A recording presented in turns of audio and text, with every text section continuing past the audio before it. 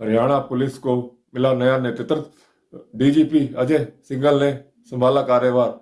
DGP Ajay Singhal ने कार्यभार संभालते ही अपने पिता ओम प्रकाश सिंघल का लिया आशीर्वाद। पंचकुला से विशाल मोहता की रिपोर्ट। डीजीपी पद पे ज्वाइन किया है और उसके चार्ज लिया है, जैसा कि आपको मालूम है। बट फिर भी जो मेरे आइडियाज़ हैं मैं आपसे ज़रूर शेयर करूंगा। मैंने 1992 बैच में आईपीएस ज्वाइन किया और ओपी सिंह साहब और आलोक राय साहब दोनों हम सब ने इकट्ठी ट्रेनिंग करी। और बल्कि हमारे बैच के कम से कम 10-12 ऑफिसर्स हैं जो आज पूरे भारतवर्ष में डीजीपी हैं, from Kashmir to Kanyakumari and Gujarat to Assam, Meghalaya rather. तो मैं बहुत ही शुक्रगुजार हूँ अपने मुख्यमंत्री जी श्री नायब सिंह जी सैनी का, जिन्होंने मुझे कार्यभार सौंपा। और मेरी तरफ से पूरी कोशिश रहेगी कि हम उनके निर्देशों पे और हरियाणा की जनता के उम्मीदों पे खरे उतरें। पुलिस का कार्य, जैसे कि आप जानते हैं, कि काफ़ी डिफ़िकल्ट कार्य है। आप लोगों का भी बहुत डिफ़िकल्ट कार्य है कि दिन रात आपको कार्य करना पड़ता है, और डॉक्टर्स का भी बहुत है। बट पुलिस का कार्य इसलिए भी डिफ़िकल्ट हो जाता है कि हमें पहले अपने क्लाइंट को ढूंढना पड़ता है। जो क्रिमिनल है वो छुपा हुआ है कहीं, उसको ढूंढना पड़ता है, फिर हमें उसके खिलाफ एक्शन लेना पड़ता है। पिछले 30 सालों में मेरे हिसाब से पुलिसिंग एटलीस्ट 5 बार बदली है। जब हम आए थे 92 में, तो एक अलग टाइप की पुलिसिंग थी जो उस टाइम के हिसाब से चलती थी। उसके बाद इंटरनेट का दौर आया तो पुलिसिंग अलग हो गई। उसके बाद मोबाइल का आया तो फिर अलग तरीके से पुलिसिंग हुई। टेक्नोलॉजी का काफ़ी इम्पैक्ट पड़ा, क्रिमिनल्स भी हमारे स्मार्ट हो गए, तो हम भी उनके पीछे पीछे हमें भी अपने को मॉडर्नाइज करना पड़ा। उसके बाद स्मार्टफोन का आया, ऐप बेस आया, और अब जैसे कि आप देख रहे हैं कि एआई का ज़माना आ गया है। तो हरियाणा पुलिस जैसे जैसे उनके सामने चुनौतियां आई हैं, उन्होंने उसका डट के मुकाबला किया है और हर क्षेत्र में हम सफल हुए हैं। चाहे वो 30 साल पहले टेररिज्म से लड़ाई हो, चाहे क्राइम कंट्रोल हो, चाहे लॉ एंड ऑर्डर सिचुएशन हो, और अलग अलग प्लेटफॉर्म पे हमें सराहा गया है। अभी हमारे होम मिनिस्टर श्री अमित शाह जी भी आए थे और उनके विचार आपने सुने होंगे कि हरियाणा पुलिस का कितना बड़ा रोल है सेंटर के लिए और पूरे रीजन में शांति बनाए रखने के लिए। तो ये उम्मीदें हैं सेंट्रल गवर्नमेंट को भी रहती है, स्टेट गवर्नमेंट को भी रहती है, पब्लिक को भी रहती है।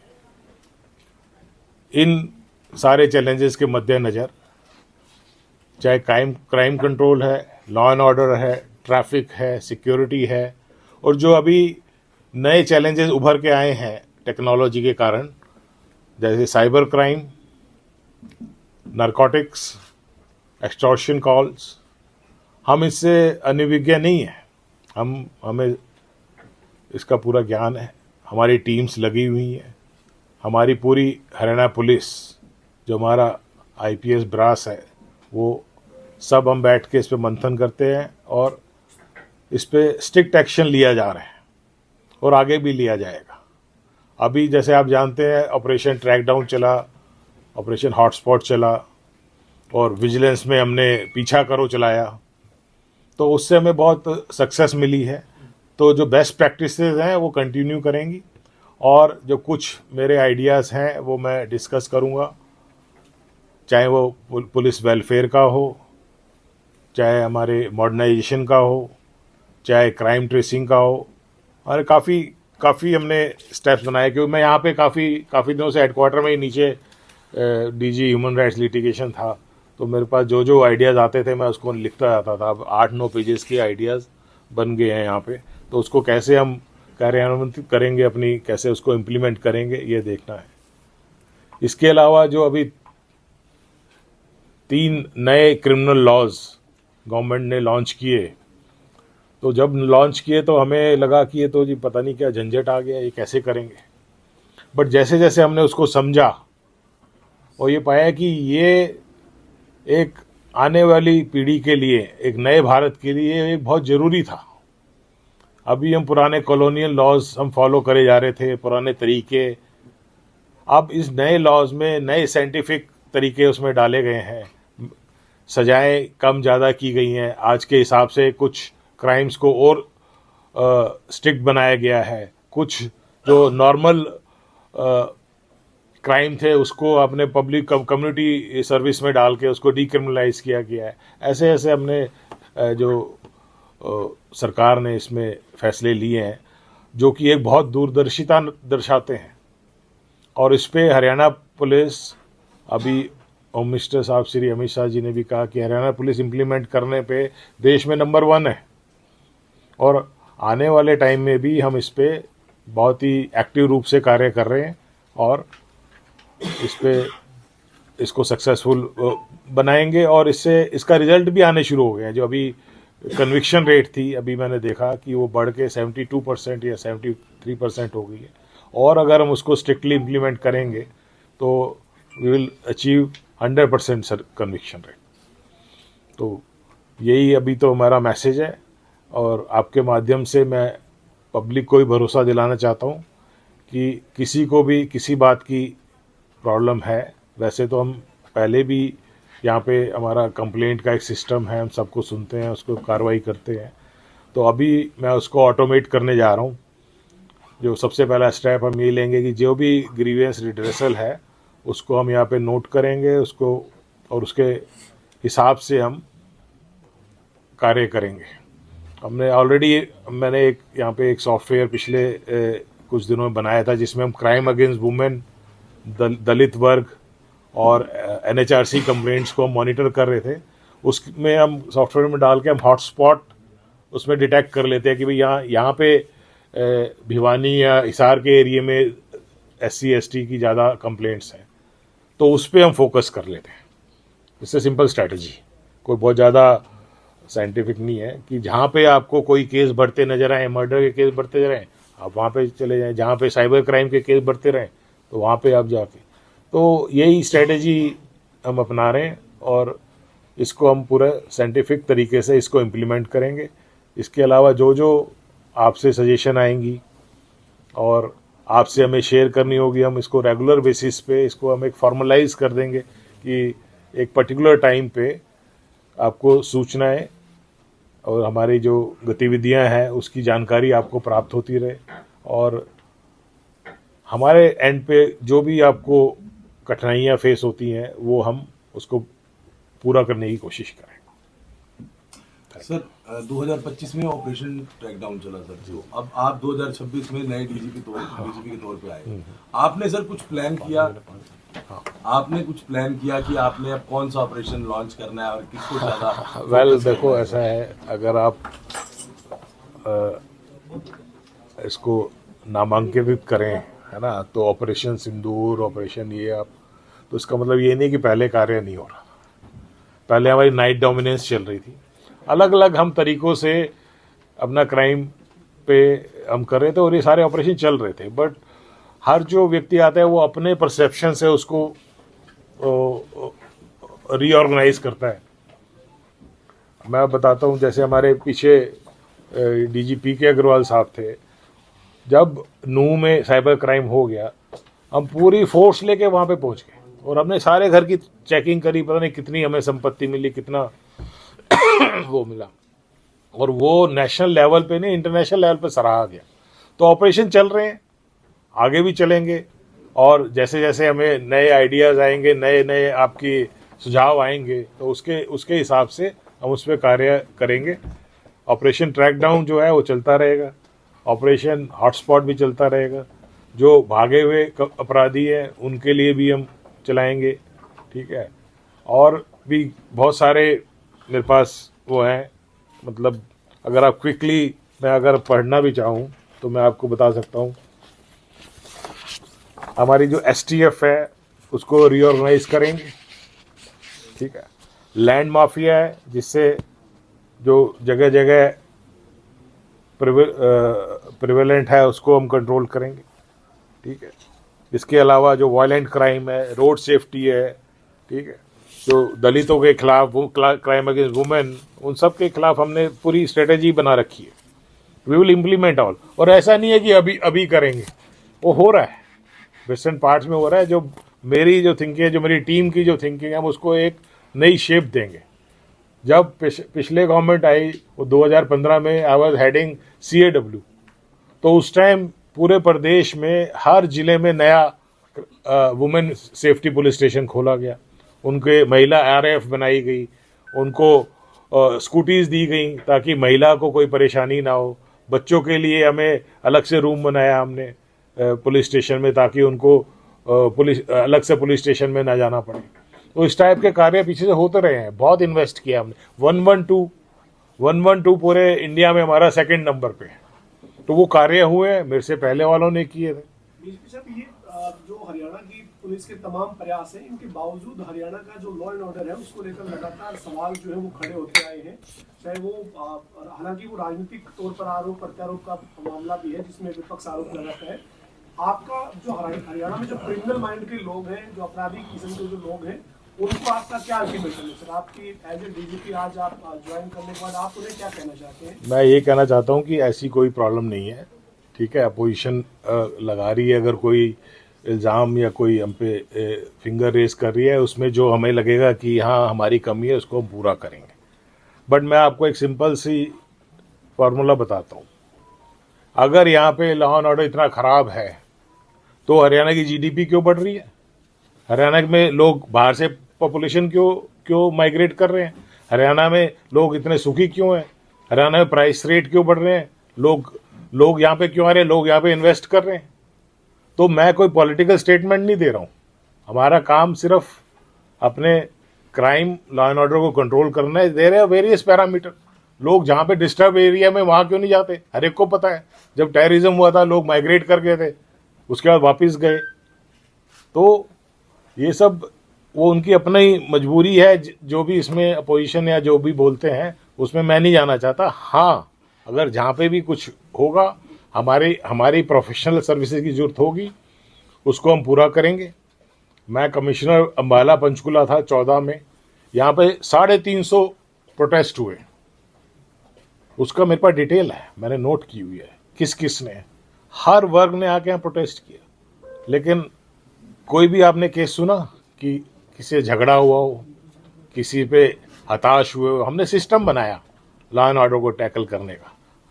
प्रोटेस्ट करना हर एक का अधिकार है, मौलिक अधिकार है, हम उसकी रिस्पेक्ट करते हैं और हम उसको एक सिस्टमेटिक तरीके से उनके इस अधिकार को पूरा करने में सहायता भी करते हैं।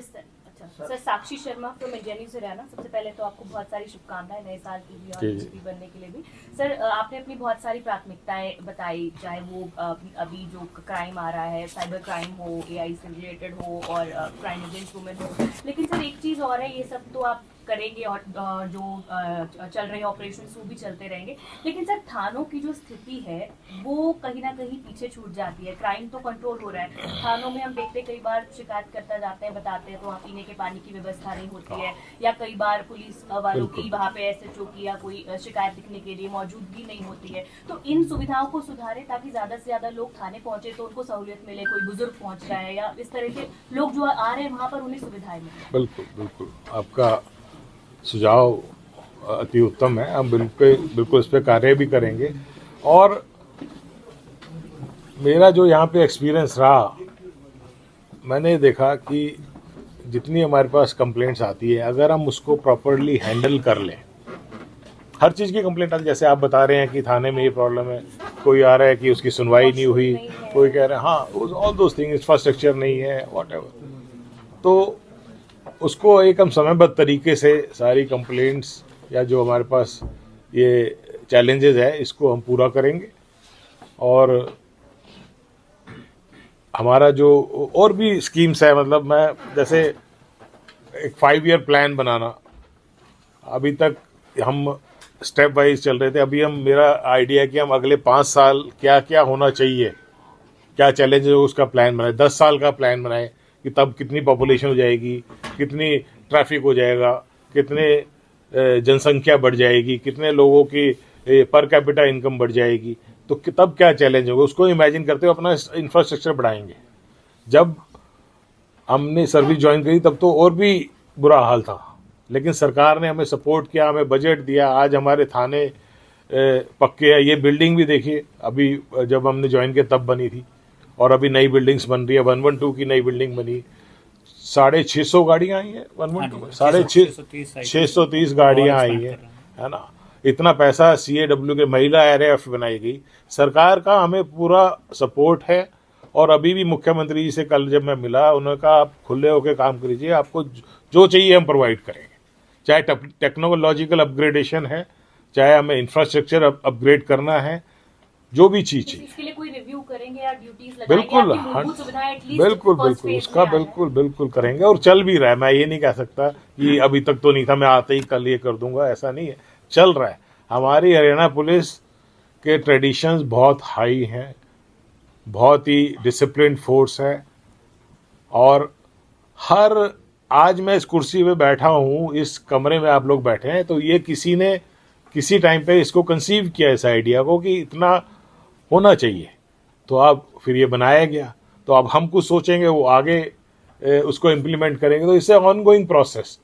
तो सारे हमारे जो पूर्व में ऑफिसर्स रहे हैं, हर एक का कंट्रीब्यूशन रहा है। और ये जो पुलिस डिपार्टमेंट है वो एक टीम है, टीम की तरह काम करते हैं। सर पुलिस की कमी का मुद्दा हमेशा उठता है, विपक्ष उठाता है कि हरियाणा में पुलिस कर्मी की कमी है। हालांकि विज्ञापन जारी हुआ है, 5,500 पुलिसकर्मी भर्ती किए जाएंगे। कितनी मदद मिलेगी पुलिस की कमी को पूरा करने में, और कितनी कमियां मानते हैं कि हरियाणा में कितनी पुलिस होनी चाहिए जो अब कम है? पुलिस में करीबन हमारे पास जो अभी सैंक्शनड स्ट्रेंथ है करीबन 70,000 की है, और जहाँ तक मेरे पास फिगर्स हैं करीबन 55,000 की अभी पोस्टेड है। 5,000 का आज एडवर्टाइजमेंट आने वाला है, जिसमें 5.5 के करीब का, जिसमें 1,500 महिला कर्मचारियों के होंगे। तो उसको मिला के लेट से 60 हो जाएंगे। तो उसके बाद चरणबद्ध तरीके में, क्योंकि एकदम से अगर हम रिक्रूट भी कर लेते हैं, हमारे पास ट्रेनिंग फैसिलिटीज़ नहीं है। मैक्सिमम जो हमारी 3 ट्रेनिंग इंस्टीट्यूशन है उसमें 5,000 एट ए टाइम कर सकते हैं। तो वो सब चैलेंजेस देखते हुए हम इनको फेजेस में इनको हम भर्ती करेंगे। इनके बाद भी 10,000 की कमी रहेगी। सर पुलिस में कल प्रेस नोट आया सर एंटी करप्शन ब्यूरो का। सर उसमें बताया गया कि पिछले साल 2025 में trap proceedings were carried out against 44 police officials, और हर साल जो होता है सर पुलिस डिपार्टमेंट ही नंबर 1 पे होता है जिसके अगेंस्ट ट्रैप प्रोसीडिंग सबसे ज्यादा। जी। इसका मतलब ये नहीं है कि बाकी जगह भ्रष्टाचार नहीं है। इसका मतलब ये भी है कि हम अपने डिपार्टमेंट में भ्रष्टाचार को लेके बहुत सजग हैं, और क्योंकि हमारा पब्लिक इंटरफेस इतना ज़्यादा है तो ऐसे केसेस भी ज़्यादा होते हैं, और जो भी सूचना मिलती है हम उस पर तुरंत कार्रवाई करते हैं। चाहे अभी पिछले महीने ही हमने एक SHO पे भी कार्रवाई करी। तो जो भी ये रॉटन एप्पल्स हैं, इनके ऊपर ना केवल कार्रवाई होगी, उनको हम इंश्योर करेंगे कि वो इस फोर्स में ना रहें, उनके ऊपर स्ट्रिक्टेस्ट कार्रवाई की जाएगी। और एज पर लॉ, मैं इतना बिल्कुल एक्सट्रीम में नहीं बोलूँगा कि बिल्कुल कल ही हम डिसमिस कर देंगे। एज पर लॉ जो उसमें कार्रवाई होती है, चाहे उनको डिपार्टमेंटल करके डिसमिस करना पड़े, चाहे क्रिमिनल केस करके रजिस्टर करके डिसमिस करना पड़े, जो भी ये भ्रष्टाचारी हमारे पुलिस विभाग में पाए जाएंगे उनके ऊपर हम स्ट्रिक्टेस्ट एक्शन लेंगे। डीजीपी सर, एक मेरा सवाल है। डीजीपी सर, जिस तरीके से public facing institution police department को माना जाता है, क्योंकि एंगेजमेंट बहुत जरूरी है जनता के साथ, यही आपका जो ट्रस्ट है जनता के बीच में बनाएगी, तो इसको लेकर भी किस तरीके के काम रहेंगे? क्योंकि कहीं ना कहीं कई बार ऐसा, चाहे कंप्लेनेंट हो या फिर जनरल पब्लिक भी हो, वो पुलिस से मैं सोच रहा था ये मैं आपको नेक्स्ट टाइम बताऊं, बट चलो आपने, हाँ, तो मेरी एक स्कीम है मददगार पुलिस में, आई हेल्प यू, ठीक है। उसके तहत हम समाज के हर वर्ग को टच करेंगे, चाहे वो स्कूल गोइंग बच्चे हैं, कॉलेज गोइंग स्टूडेंट्स हैं, चाहे छात्राएं हैं हमारी, वर्किंग वुमेन है, या बुजुर्ग हैं, या रात में ट्रैवल करने वाले यात्रीगण हैं। हमारे साथ एक ऐसा इंसिडेंट हुआ था कि रात को मैं सिरसा पोस्टेड था कि एक NRI जा रहे थे बठिंडा, तो रास्ते में उनकी हार्ट की प्रॉब्लम होगी, तो PCR जो थी उसने इमीडिएटली उनको डॉक्टर के पहुंचाया। बट ये कोई ऑर्गेनाइज्ड एक सिस्टम नहीं था। तो फिर अब मैंने कहा ये तो बहुत ही ज़रूरी चीज़ है, रात को अगर ऐसी प्रॉब्लम हो जाती है। उस टाइम इतना नेट भी नहीं था और मोबाइल भी नहीं था, तो हमने ये स्कीम कंसेप्चुलाइज की कि रात को एक यात्री को क्या क्या प्रॉब्लम हो सकती है। उसके बच्चे को कोई बीमार पड़ सकता है, कोई पेट्रोल ख़त्म हो सकता है, गाड़ी पंचर हो सकती है, मेडिकल प्रॉब्लम हो सकती है। ऐसे हमने 10 एक्टिविटी आइडेंटिफाई करी। तो हमने मेन रूट्स पे हम वो उनको फैसिलिटीज़ प्रोवाइड कर देंगे। It is as simple. तो ये स्कीम है, मे आई हेल्प यू, तो हम इसको इम्प्लीमेंट करें। ऐसे हमारे पास बहुत सारे आइडियाज़ हैं जो मैं बैठ के सोचता था अपने हरियाणा के बारे में, हरियाणा पुलिस के बारे में। पुलिस वेलफेयर में भी बहुत जरूरत है। अभी मेरी बेटी की शादी हुई तो उसमें बैंकेट हॉल की चार्जेस 5 लाख रुपए। तो जब हमारे पुलिस मैन के बेटे की शादी होती है तो उसको भी इतना खर्चा करना पड़ेगा, कहाँ से लाएगा। तो मेरी स्कीम है, हम पुलिस लाइन में एक बैंकेट हॉल और 4-5 कमरे बनाएंगे, ताकि एक तो जो हमारे पुलिस कर्मचारी है उन पे कोई इस टाइप का खर्चा ना पड़े, और उनके लिए हम कुछ ऐसे स्कीम लेके आएंगे कि हर बेटी की अगर शादी होती है तो हम उसमें 5 लाख उसको हम वेलफेयर से दे सकें। तो ऐसी बहुत स्कीम्स है। किसी का बच्चा अगर हॉस्टल में जाता है इमीडिएटली 2 लाख रुपए मांग लेते हैं, कहाँ से लाएंगे। तो हम उसको वेलफेयर से कंट्रीब्यूट करके ऐसी स्कीम हम लेके आएंगे। ये सब हमने सोचा हुआ है, ठीक है। और मिसिंग पर्सन्स का, बच्चे जो घर से चले जाते हैं, ऑपरेशन मुस्कान, तो ये नहीं है चल नहीं रहा है, चल रहा है सारा का सारा। हम उसको और एक्सेलरेट करेंगे, जिसकी जहाँ पे एक्स्ट्रा जरूरत है। पीओज बेल जंपर, हमारे 10,000 अपराधी भागे हुए हैं, हम उनको पकड़ेंगे। उसके लिए चाहे टेक्नोलॉजी यूज़ करनी पड़े, चाहे AI यूज़ करनी पड़े, जो भी नए नए हमारे जो तौर तरीके हैं, नए मॉडर्नाइज तरीके हैं, उससे हम उस पर एक्शन लेंगे, ठीक है। ये और बहुत है, बल्कि हम मैं अभी और ज़्यादा कमिट नहीं करना चाह रहा। एक सवाल है सर। हमारा यहाँ तक है कि हम एक गांव को अडॉप्ट करें और उसको सैनिटेशन की, हर थाना एक गांव को अडॉप्ट करे और सैनिटेशन से रिलेटेड, सफाई से रिलेटेड हम उनको मोटिवेट करें। वहाँ पे प्रदूषण को हम कंट्रोल करें। 400 अगर थाने हैं तो हम 400 गांव को हम इम्प्रूव कर सकते हैं। तो इस टाइप की बहुत मेरे थॉट्स हैं। अब इसमें अपनी टीम के साथ मैं बैठूंगा। हमारी प्रायोरिटी तो सबसे पहले crime control, law and order, उसके बाद हम पब्लिक तक जाएंगे, उसके बाद हम अलग स्टेप वाइज अलग अलग उसमें जाएंगे। सर एक सवाल है सर, मैं डॉक्टर रविंद्र मलिक से, डेली गार्डियन और राज समाज। सर एक जो एक्सटॉर्शन का बाहर में जो रोड से ऑपरेट करे गैंगस्टर्स, वो इशू हमेशा रहा है।